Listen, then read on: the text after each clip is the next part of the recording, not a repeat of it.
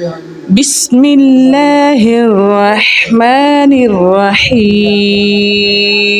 ترجمہ: یا بنی آدم، اے ابن آدم، اے آدم کی اولاد، اے اولاد آدم، قد تحقیق انزلنا ہم نے نازل کیا، کیا چیز نازل کی؟ علیکم تم پر کیا چیز اللہ نے نازل کی؟ لباسن، لباس۔ اور اس کا مقصد کیا ہے؟ اس لیے یواری سوآتکم، تاکہ تم کیا کرو؟ یواری سوآتکم، تاکہ چھپائی جا سکیں تمہاری شرمگاہیں۔ جو تمہاری شرمگاہوں کو چھپاتا ہے وہ لباس اتارا۔ وریشا، اور باعث زینت ہے۔ اللہ نے لباسا بھی اتارا، وریشا بھی اتارا۔ لباس اور ریش چیز ایک ہی ہے، مطلب اس کے دو ہیں۔ ریشا کا مطلب ہے زینت کا لباس، اور لباسا کا مطلب ہے شرمگاہ یا انسان کو اپنی عزت، اپنا جسم ڈھانپنا، چھپانے کا لباس۔ جسم جو ہے وہ تھوڑے کپڑے سے بھی ڈھانپا جا سکتا ہے، لیکن اس کا یہ مطلب نہیں ہے کہ اتنا تنگ ہو جائے، اتنا شورٹ ہو جائے کہ ننگے ہو۔ چھپانا مراد پورا پورا۔ اور یہ ریشا کا مطلب ہے زیادہ کپڑا، کھلا، خوبصورتی کے لیے۔ اب فیشن شورٹ کم کرنے کا ہو جاتا ہے، کم کرنے کا فیشن نہیں ہے۔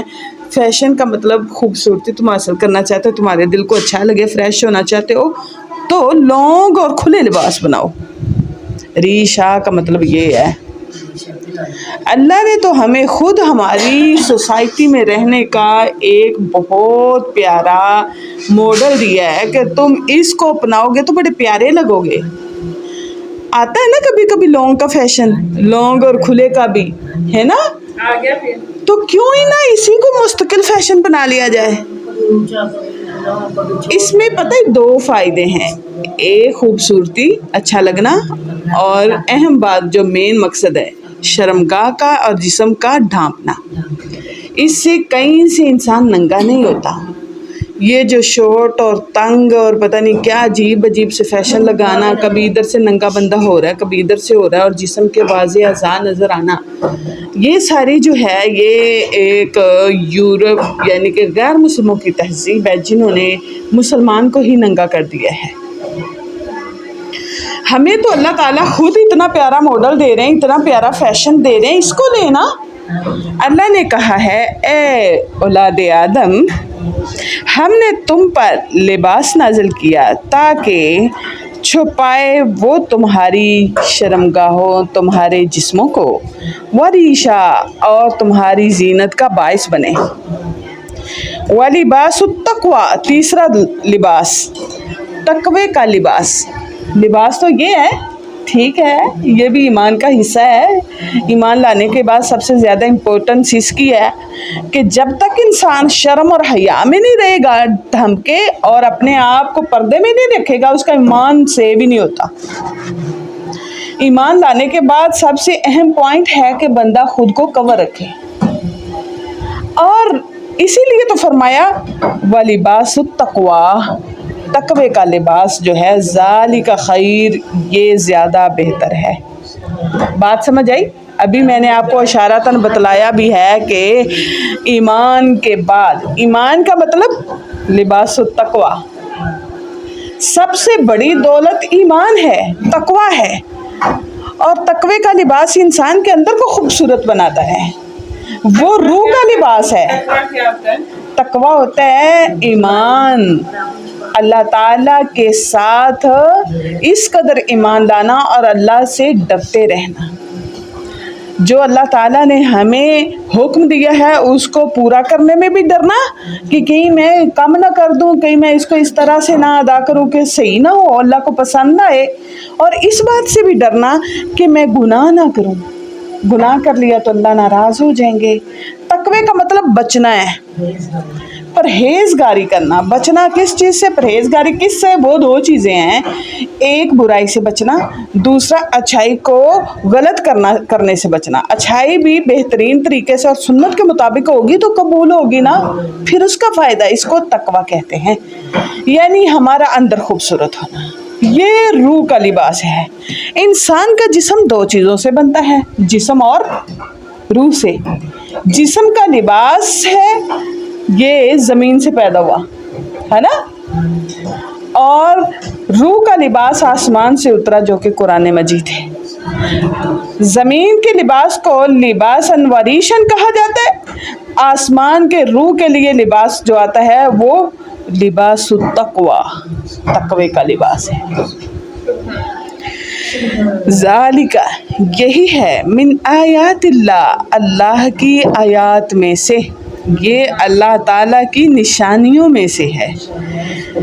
लअल्लहुम यतज़क्करून, ताकि तुम कोई नसीहत पकड़ लो, कोई भी मेन चीज़ जो है ना, ताकि तुम नसीहत पकड़ो, ताकि तुम सीधे हो सको, तुम्हारे अंदर तकवा उतर जाए, ईमान आ जाए, तुम इस दुनिया की चार्मिंग से, खूबसूरती से, इसके धोखे से बच जाओ।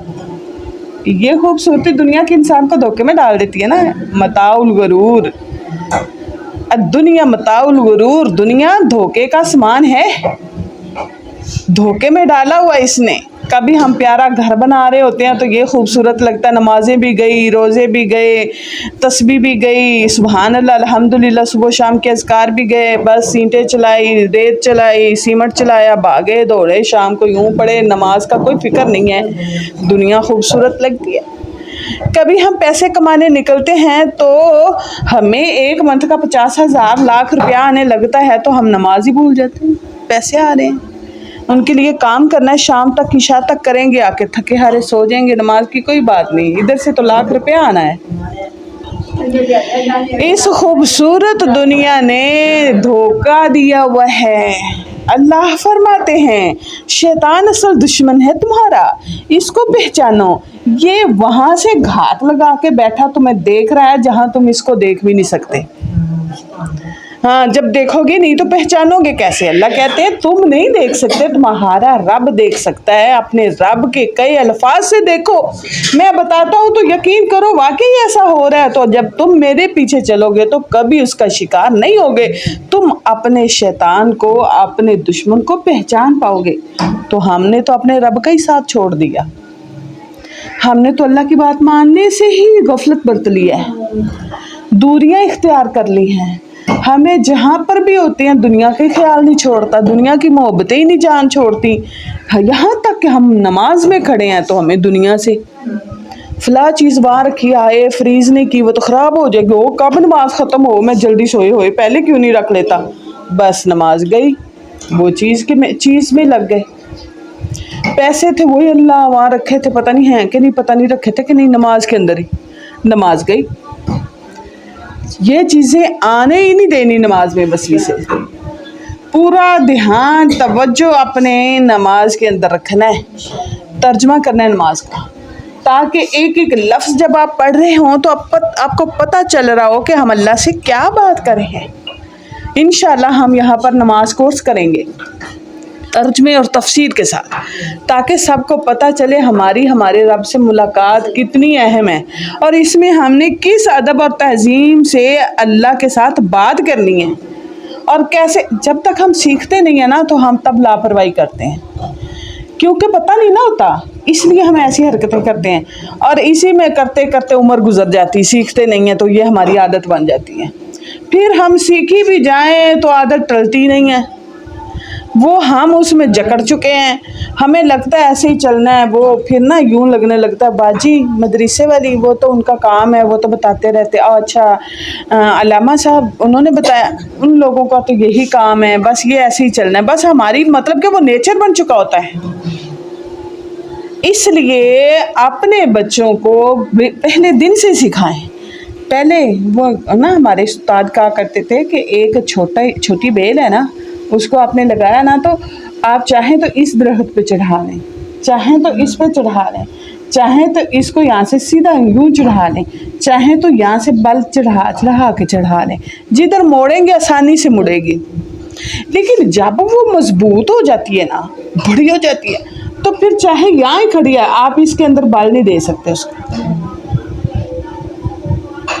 वो इतनी अपनी आदत में मजबूत और पुख्ता हो चुकी होती है। यही बात है, इसलिए तो हम इतना फिर दीन के करीब नहीं आ पाते। हमारे एक अंदर की चीज़ जो है वो पक चुकी है। अब इसको हमने कुट कुट के फेंटा लगा लगा के इसको बारीक करना है और इसको नरम करना है, अपने अंदर को नरम करना है। ये जो सख्त हो चुके हैं करेंगे ना इंशाअल्लाह। अरादे जिनके पुख्ता हों, नज़र जिनकी खुदा पर हो, वो तलातम खेज़ मौजों से घबराया नहीं करते। आप कोशिश करेंगे तो इंशाअल्लाह आप वो माएँ बनेगी जो इमाम बुखारी पैदा करती हैं, वो माएँ जो पूरा दिन कुरान नमाज़ें पढ़ती हैं। जब बच्चा पैदा होता है ना, कई बच्चे पैदा होते ही उनको माँ के पेट से जो माँ कर रही थी वो आदतें लेकर आते हैं। इसलिए अपनी बहुओं को, बेटियों को ये बात समझाएं, ये अयाम हमल के चल रहे हों तो कुरान, नमाज, रोज़े के अलावा तुम्हें कोई और तीसरी मसरूफियत नहीं होनी। अब रेस्ट है जी, काम नहीं करना और मोबाइल पकड़ के सारा दिन लेटे रहना है, तो बच्चा तो वैसा ही होगा ना। फिर उस बच्चा माँ के पेट में सीखता है, ऐसे ही तो नहीं 2 साल में बोलना शुरू कर देता है। पूरी ज़िंदगी हम लगा दें तो हम किसी और ज़ुबान को सीखें तो सीखी नहीं जाती। मैं जो यहाँ अब आप लोगों को अरबी सिखाना शुरू कर दूँ, कितनी मुश्किल लगेगी। आप 2 साल में सीख लेंगे, आपको लगेगा नहीं बड़ा औखा था। बच्चा सीख जाता है, बच्चा तो माँ के पेट से सीख रहा है। और फिर यहाँ पे भी ये जो उम्र होती है ना, ये ज़्यादा सीखने की होती है, जो हम बच्चों की ज़ाया कर देते हैं। हम कहते हैं भी छोटे, इनको क्या अकल है, वो नंगे फिरें, वो वारा फिरें, वो नमाज की तवज्जो करें ना करें, यानी कि हम नहीं करते तो हम करेंगे तो वो हमारे साथ आके खड़े हो जाएंगे। उनको इन दिनों में जो आदत सिखाएंगे ना, यकीन माने वो इतनी पुख्ता होती है, ज़िंदगी भर नहीं भूलती। ये चीज़ें इस उम्र में सिखाने वाली होती हैं। इसीलिए नबी सल्लल्लाहु अलैहि वसल्लम ने फरमाया ना, 7 साल की उम्र में नमाज फ़र्ज़ हो जाती है, उससे पहले बच्चे को नमाजी बना लें, आदत सिखा लें। हम उससे पहले बच्चे की नमाज़ पर तो तवज्जो नहीं देते, स्कूल पढ़ देते हैं, ट्यूशन पढ़ देते हैं, किताबों पढ़ देते हैं, बस्ते पढ़ देते हैं, बस यही काम है। मेरी प्यारी माँ बहनों, आप अपनी तरबियत का अंदाज़ और ज़ाविया बदलें, इंशाअल्लाह सब अच्छा हो जाएगा। आपको इतनी मेहनत नहीं फिर करना पड़ेगी, सारी ज़िंदगी ऐश करेंगी, क्योंकि फिर उन्हें तो पता चल जाएगा ना जन्नत माँ के कदमों के नीचे है। अच्छा, हम उन्हें बताते ही नहीं हैं। तो जब जन्नत माँ के कदमों में पता चल जाएगा तो तुम्हारे पाँव भी धो के बेटे पिएंगे जब जवान हो जाएंगे। आज बेटे जवान हो जाते हैं, बहुएं घर आ जाती हैं तो वो कहते हैं माँ, जैसे बीवी बताती हैं सुन के कहते हैं हाय माँ तो दुश्मनी लगने लगती है, बेटों को इज्जत ही ख़राब हो जाती है, तो खिदमत कहाँ से नाजिल हुई। वो एक थे, बहुत बड़े आदमी थे, जॉब करते थे, उसको अल्लाह ने एक बेटा दिया तो उसकी बीवी ने कहा मेरा दिल है कि इसको हाफिज़ बना लूँ। उसने कहा औरतों की मत खुत्ती में, हाफिज़ की क्या औकात है मुआशरे में, इंजीनियर बनाऊँगा। अल्लाह ने फिर बेटा दिया, बीवी ने फिर यही कहा, कहते ले वही बात, इसको मैं डॉक्टर बनाऊँगा। ऐसे ही अल्लाह ने उसको जितने बेटे दिए ना, बार बार उसकी बीवी ये कह रही है, तो वो मान ही नहीं रहा, किसी को कुछ बना रहा है, किसी को कुछ बना रहा है। और फिर आखिरी बेटा हुआ ना तो कहता जा तेरी मान लेता हूँ, बना ले तो इसको हाफिज़। उसने उस पर इतनी मेहनत की, मेहनत से फिर हर चीज़ रंग लाती है ना, उसकी तरबियत में, उसके हिफ्ज़ में, और फिर हिफ्ज़ का कुरान का पढ़ना दिल में मोहब्बत पैदा करता, नरम कर देता दिलों को, और वो बच्चा फरमाबरदार बन गया। अब वो बड़ा हो गए, जवान हो गए सारे, वो जो डॉक्टर था वो डॉक्टर बन गया, जो इंजीनियर था वो इंजीनियर बन गया, जो सॉफ्टवेयर जो उसने बनाना था वो बन चुके। अब उसकी बीवी ने इरादा फरमाया कि मैं ना अपने खामद को दिखाऊंगी कि अफजल मेरा मशवरा था कि तेरा। اب اسے لگ رہا تھا اس کے ہسبینڈ کو کہ اس نے بیوقوفی کی ہے کہ جو ڈاکٹر انجینئر وغیرہ ہیں وہ تو لاکھوں کما رہے ہیں اور یہ 10 15 20 کما رہا ہے حافظ جو ہے. اب وہ ایک دن بچوں کے آنے کا ٹائم ہوا، اپنے ہسبینڈ سے کہتی چھپ جاؤ میں تمہیں کچھ دکھانا چاہتی ہوں. وہ چھپ گیا، اس نے بال کھولے، دروازے کے سامنے بیٹھ گئی. بیٹا آنے کا ٹائم ہوا، رونے لگ گئی، چیخنے لگ گئی. اور وہ آیا، کہا کیا ہوا ماں؟ کیا تیرے باپ نے تو مجھے مارا ہے. کہتا گھر سے نکل جا، میری تو کوئی اوقات نہیں ہے. ایسے ناٹک کرنے لگی. ناٹک کیا، اس نے چیک کرنا تھا بھی یہ کرتا کیا. اس نے کہا اتنی ہمت میرے باپ کی، میں اسے گولی مار دوں گا.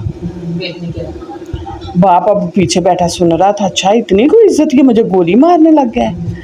جس کو کہے وہ آگے سے ایسے ہی بولے کہ میں اسے یوں کر دوں گا، میں اسے ووں کر دوں گا. جب حافظ آیا نا، وعلیکم السلام ورحمۃ اللہ وبرکاتہ، حافظ آیا نا، حافظ سے یوں بولا کہ تجھے نا تمہاری جو ہے نا، مطلب کہ تمہارے باپ نے مجھے مارا اور یہ نکال رہا ہے مجھے. رونے لگی، پیٹنے لگی. تو کہتا ماما وہ آپ کا مجازی خدا ہے کیا اتنا کو کہہ لیا ہے، تو آپ کے بچوں کا باپ ہے. تو وہ سن رہا تھا، تو سن کے باہر آیا. کہتا واقعی تمہارا حافظ کامیاب ہے، تیرا مشورہ ٹھیک ہے.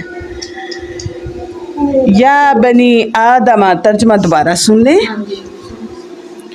اے اولاد آدم، قد انزلنا، تحقیق ہم نے نازل کیا، علیکم تم پر، لباسن لباس، یواریہ یواری کہ وہ ڈھانپ لے، سوآتکم تمہاری شرمگاہوں کو، تمہارے پردے کے جسم کو، تاکہ وہ ڈھانپ دے یا وہ چھپائے، یا یوں فرمایا کہ وہ چھپاتا ہے، ڈھانپ لیتا ہے.